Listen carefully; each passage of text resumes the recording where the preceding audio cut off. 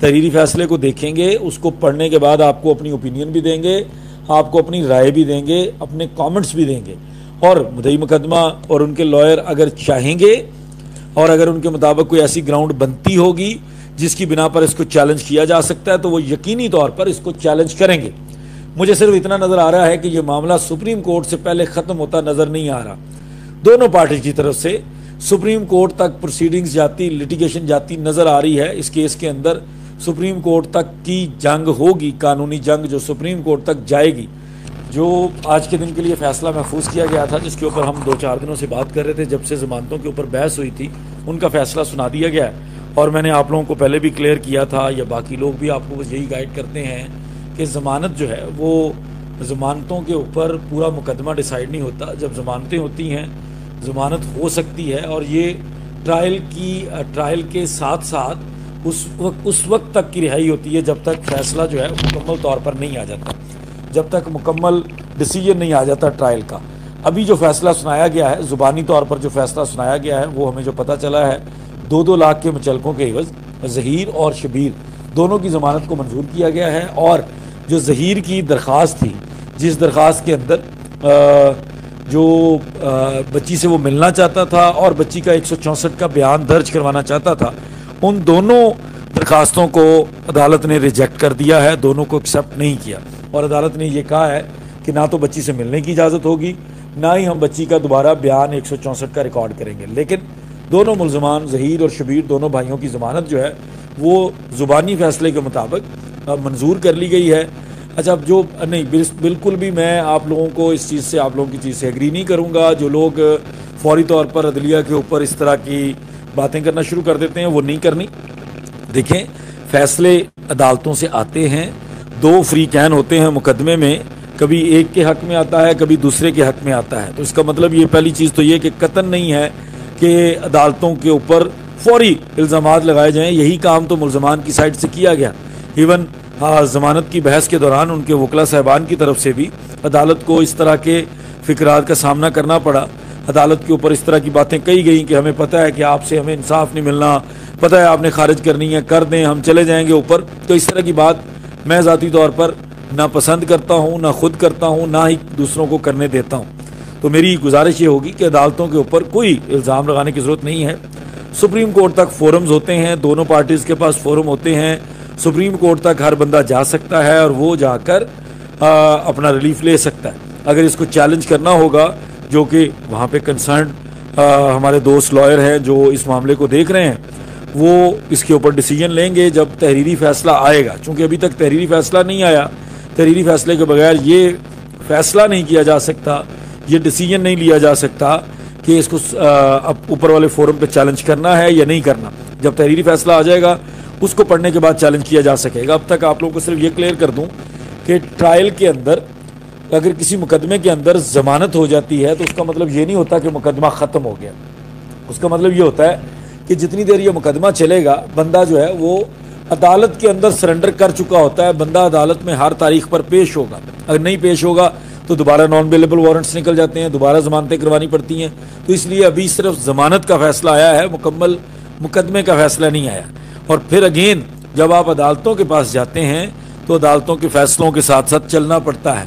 अदालतों के फ़ैसलों से इख्तलाफ करने का बेहतरीन तरीक़ेकार अदालतों के ऊपर कोई इस तरह के फ़िक्रात कसना नहीं, बल्कि उस फ़ैसले को चैलेंज करना होता है। उसका ये कतन मतलब नहीं है। दूसरा, अभी तहरीरी फ़ैसला नहीं आया, किस ग्राउंड पर जज साहब ने ज़मानत ली है, किस वजह से जज साहब ने यह मुनासिब समझा है कि इन दोनों की ज़मानत ले ली जाए, ये सारी चीज़ें देखी जाएंगी जब फ़ैसला आ जाएगा तहरीरी। वो अभी तक उन्होंने तहरीरी फ़ैसला शायद जारी नहीं किया, अभी ये ज़ुबानी फ़ैसला है। जब तहरीरी आएगा उसके अंदर रीज़न्स लिखी होंगी। ऑनरेबल कोर्ट कोई भी जो है नीचे से लेकर ऊपर तक की अदालतें जो हैं वो बगैर रीज़न के कोई काम नहीं करती। उन्होंने अपनी अच्छी बुरी जिस तरह की भी रीज़न होगी वो दी होगी। जब उस रीज़न को पढ़ा जाएगा उसके बाद उसके ऊपर फ़ैसला किया जा सकता है। इवन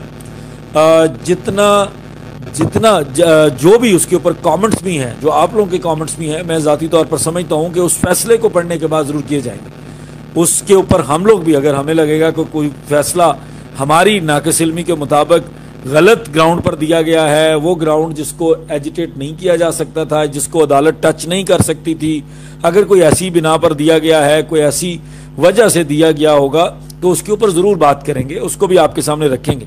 लेकिन अगेन अदालती फैसलों के साथ इख्तलाफ का बेहतरीन तरीक़ेकार उन फैसला जात को चैलेंज करने का होता है, ना कि उनके ऊपर बुरे बुरे अल्फाज बोलना, उनके बारे में बुरी बुरी बातें बोलना। अदालतों के ऊपर बिल्कुल बातें नहीं बोलनी चाहिए। इसी अदालत ने पहले निकाह खान और गवाह की जमानत खारिज की थी, बाद गिरफ्तारी की थी, और उसके बाद इनकी कबल गिरफ्तारी भी इसी अदालत ने खारिज की थी, जिसकी वजह से जो मरकजी मुलजमान हैं वो जेल गए थे।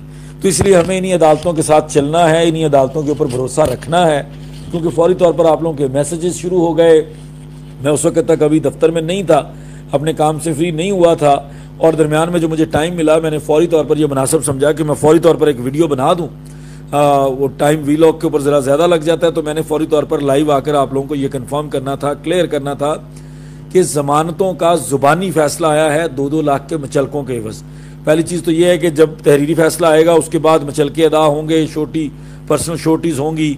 लेट्स सी कि वो निकाह खान और गवाह की भी शोटी अभी पेंडिंग है, उनकी तरफ से भी जब होगा तब जाकर ये लोग क्लियर होंगे, उसके बाद इन लोगों को रिहाई मिलेगी। लेकिन एक बहुत अच्छी चीज़ जो ये है कि मुकदमा चूंकि चलना है, ट्रायल चूंकि चलना है, ट्रायल चलने की वजह से ऑनरेबल कोर्ट ने 164 के बयान की इजाज़त नहीं दी दोबारा, और ना ही बच्ची से मुलाकात की इजाज़त दी है।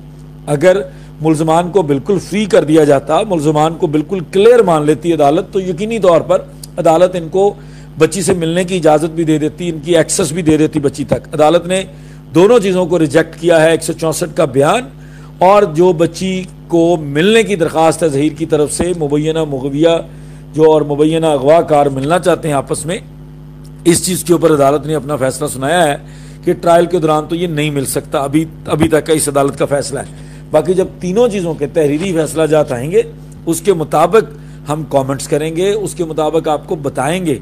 अगर हमें लगेगा, या मैं तो अपनी नाक़िस इल्मी के मुताबिक जो देखूंगा सो देखूंगा, मैं अपनी ओपिनियन आप लोगों के साथ ज़रूर शेयर करूंगा।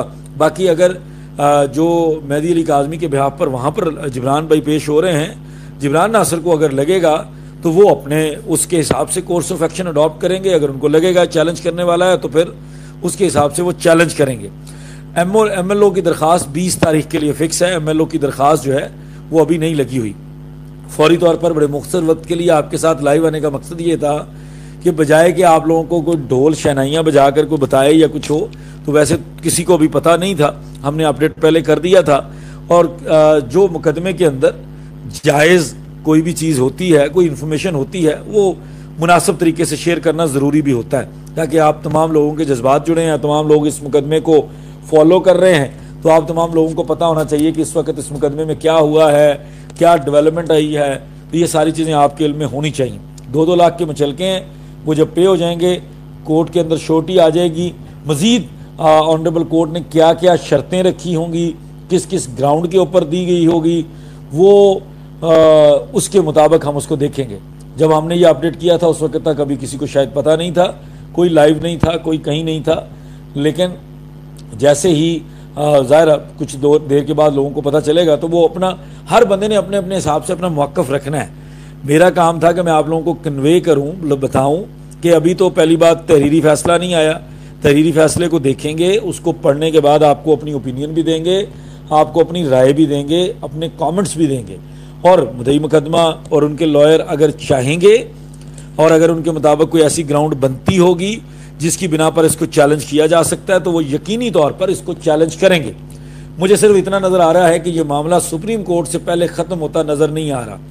दोनों पार्टी की तरफ से सुप्रीम कोर्ट तक प्रोसीडिंग्स जाती, लिटिगेशन जाती नज़र आ रही है। इस केस के अंदर सुप्रीम कोर्ट तक की जंग होगी, कानूनी जंग जो सुप्रीम कोर्ट तक जाएगी।